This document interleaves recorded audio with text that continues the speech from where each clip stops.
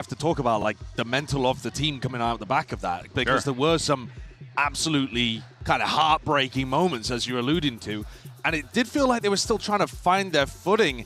They heap pressure on themselves. Yeah, they do. But here's the thing. One thing we were worried about was whether or not this team would find a way to bounce back, whether they could motivate one another. And this is actually an opportunity we can go behind the scenes a bit. IGL Valorant tried his absolute best to rally the team, but here's what he had to say to the squad going into map 2. Boys, listen. Whenever we're down a map and we feel like we need to catch fire again, it's not by one person. It's by the whole team, okay? We're a team of 5. It's 20% each player, all right? You have 20% of a job to do on this map to win us this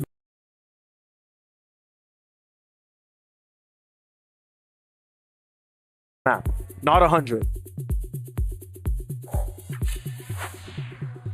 You know what? I can't disagree with that kind of logic. Unfortunately for them in that map too, it just wasn't happening the way that they wanted it to. And you can, of course, attest that to an incredible performance from PaperX, undoubtedly. But there were also, Wyatt, some rounds there that were just going the other way, that were just depressing sometimes. Yeah, the guys who were hot on map 1, Leaf as well, they started to cool off on map 2.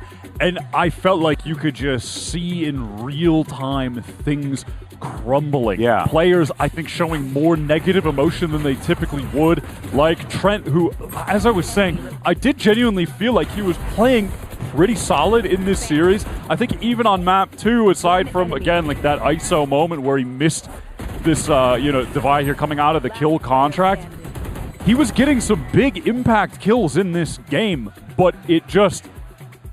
in a reaction like that, he said, I shot him so many times. At least that's what it sounded like reading the lips. And there were moments after that, too, on cam where it's like the negative reaction just continued. Yeah, and I don't think it's like that entire round that ended in the ISO ult falling to pieces was a 5v3 that should never have got into a 1v1 scenario. Baby is one of those other players that I think you have to be putting the focus on. And I think the fact they're up against XLG here is a great opportunity for him to find his footing. When I was looking at what Baby was up to in terms of just watching his POV, I feel like he did not adapt to the big stage against PaperX very well. I was seeing a way better performance from the guy in Americas. The stats are going to tell part of the story here, obviously, because he's playing like half as well as he was in Americas. But when you actually just watch his POV, his aim was way shakier. Yeah. He was less confident about the fights that he was taking. And I think this game has to be where he gets back onto solid ground. In terms of what he brings to the team as well with the vibes, I mean, he's trying to be positive right now. He's literally doing it now. I mean, he's trying to get the ball rolling early, which I think is a good idea. Let's be real.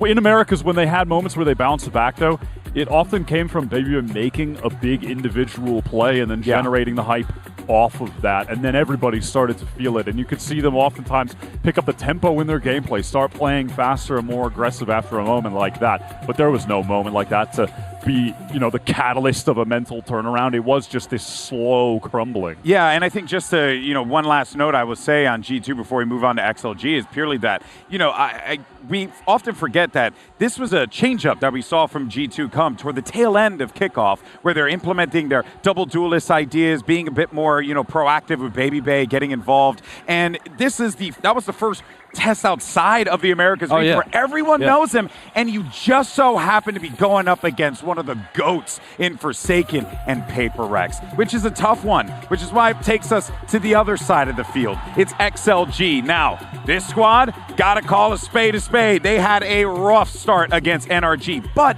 they did manage to pull up a couple of rounds, Wyatt, and I want you to give the viewers a little bit of that hopium. Well, contrasting to G2, they're a team that has leaned into double duelist, the strict Yoru, basically full-time meta this entire kickoff run to get here outside of On Haven, which is clearly their worst map, and they have a perma ban. So that just put them down significantly against NRG, who are masterful on Haven.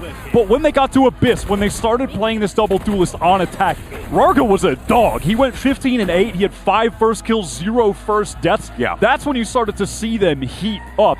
And I think genuinely, if they can get off on the right foot, if their shooters are shooting, and they've got shooters, we know that for a fact, I think that's where things could get dangerous for G2 if they haven't completely rallied back from what happened against PRX. I think part of the problem, though, is that those strengths were only really showcased on one half of one map. Their attack side on Abyss was really nice, had a lot of threats to NRG, but they need that over more ideas. Yeah. You know, make sure that that is your attacks on all of the maps. Find some more footing on your defense sides. You can't just have that one note to success. Yeah, there's a lot of question marks here for this XLG lineup. We had an opportunity to catch up with Lysor following XLG's opening matchup for this HyperX player moment.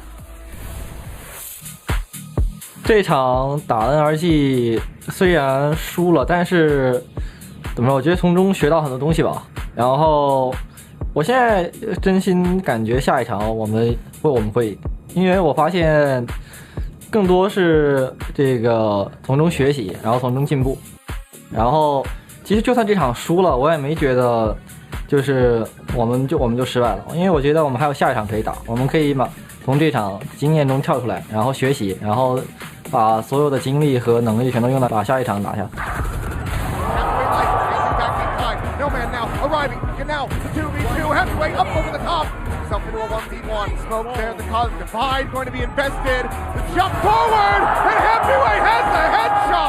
当前这个版本，我觉得我们队伍英雄池正好可以覆盖吧。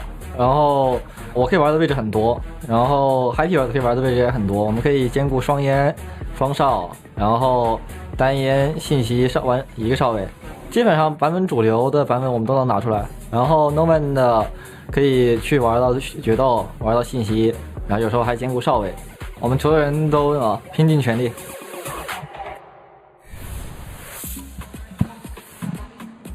All right, well, let's jump into the skirmish here. One thing I do want to say from that HyperX player moment that I thought was quite interesting was him saying, like, hey, you know what, Lysor saying we lost, you know, but it is what it is, right? Kind of trying to brush it off. And I kind of have to expect that because you went up against the world champions, you know? That was a tough matchup for sure, and you showed that you can contend. But this is going to be a little bit of a different situation because those people who managed to get the better of you in your first matchup, G2 have gotten the better of domestically time and time again. Yeah. There's certainly going to be a lot of work that needs to be done here if you're XLG.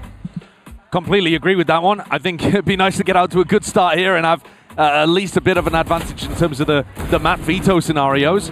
But at the same time, I think they're going to be in a difficult spot because of that permaban that they have, and then get forced over to Haven. This might be one of the most important skirmishes, honestly, for a matchup. Because you do not want to be playing Haven first. I'm just going to assume the G2 are going to pick into that map. Now, that being said, they only played it one time where they debuted that Phoenix comp that they ripped from PaperX. Yeah. Regardless, though. I mean, we saw that Phoenix comp have a huge amount of success in the hands of PaperX, though, haven't we? Yeah, so, and it had success in the hands of G2, but they definitely had the surprise factor. Yes. That they did play it in. Yeah, that's true. I mean, we're seeing the form of these players. Happy way in.